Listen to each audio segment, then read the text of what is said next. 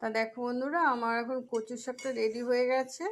আমি দিয়ে দিয়েছিলাম ফোড়নে তেজপাতা, শুকনো লঙ্কা আর জিরে, গোটা জিরে ফোড়ন দিয়ে দিয়েছিলাম। তারপর আমি নিরামিষই করবো, আমি ছোলাটা ভেজে নিয়েছি, তেলের মধ্যেই দিয়ে দিয়েছি।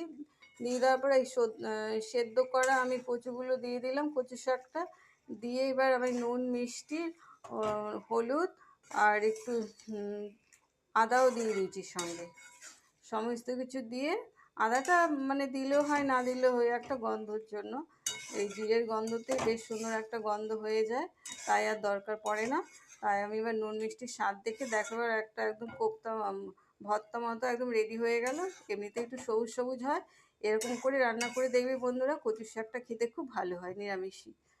দেখো কত সুন্দর হয়ে গেছে, একদম তেলটা নিজেদের পছন্দ মতো দেবো। নুন